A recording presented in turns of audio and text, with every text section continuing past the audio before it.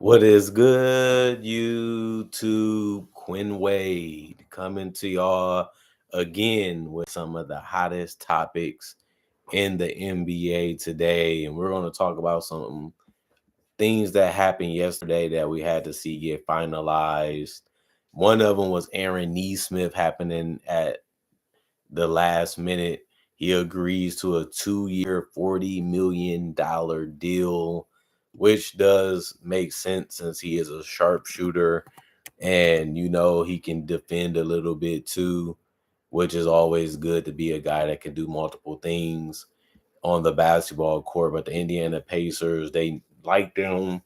They traded for him, and they have had really gotten what they wanted out of him because he's been able to shoot 36 or above from the three-point line in the last 2 seasons. He has been able to shoot 40% from three while still being a decent free throw shooter, and he has become a huge part of their identity and their rotation as being a double figure scorer the last 3 seasons since he's been an Indiana Pacer. And he's been efficient. His first year with Indiana, he wasn't so much there. He has grown, he has improved his game and been shooting around 50% the last 2 seasons. That's impressive. That's good to see. I didn't really see it, and I'm a Celtics fan, and it just shows you the power of coaching and development. And if you really want to be great, you're going to put in the work to be the player that you should be and you want to be. And Aaron Nesmith is a perfect example of that. I think that this might be a bigger season for him because they're going to need him to do a little bit more because they don't have Tyrese. They have to do it by committee. They're going to have to rely on each other to make shots and make plays. And he's going to be one of those guys that's going to be asked to do a little bit more. And I think he's capable of doing it. I think Rick Carlisle is going to put him in situations where he can be effective and efficient. And all you can do is want him to be healthy. He wasn't as healthy last year. He only played 45 games, and he did start 37 of them. But he was healthy when it mattered the most, and that was the playoffs. And that is the most important thing, I guess. He is 26 years old. For the people that don't know, he's a legitimate 6'5", 215 pounds. And that means he has an NBA body. He's ready for war. He's ready for battle. That's what the Pacers need him to be and need him to do if they're going to be able to make it back to the playoffs. That's the question. Can the Pacers even be good enough to be a playoff team in the Eastern Conference? I think they will. I think they should be. I don't really think too many people are going to disagree with that. It has to be 8 teams from both conferences. And I think that they're still one of the better coach teams, and they're still one of the better talented teams compared to a lot of other teams in the Eastern Conference. They know what they are. They know what they're trying to do. They know what they're trying to accomplish. And I don't think that changes this year at all. And I think he's just going to be a huge part of what they're going to do. And he also is on the cheap tradable contract. This contract is definitely movable if he's healthy and he continues to shoot the ball and play his role like he has shown with the Pacers. Any team will take him. Any team would like to have him. And I think that him and his agent, they didn't really have to discuss too much besides what's the number that we can come closest to. And $40 million was it. Nesmith deal also contains a trade kicker. That means if he gets traded, he gets more money on the next team that he goes to.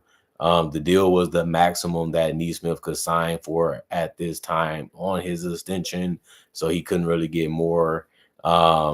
This is what he was offered. This is what he felt that he should be getting, and they said, you know what, we give it to you. The Pacers organization did a good job of giving a good player something that he deserves. He was set to become a free agent in 2027.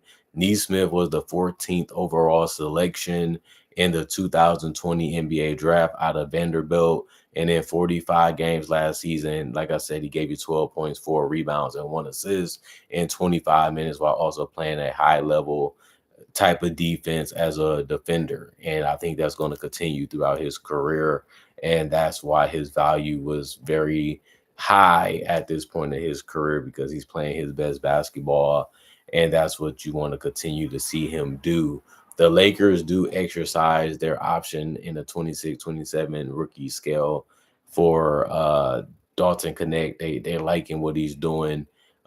He's been able to make some big shots already as a Laker. He's been able to be a decent shooter as a Laker. He's legitimate 6'6". He averaged 9 points in 19 minutes per game. He did shoot 46% from the field, which is good for a high volume scorer, including shooting 37% from three on 4.4 3-point attempts.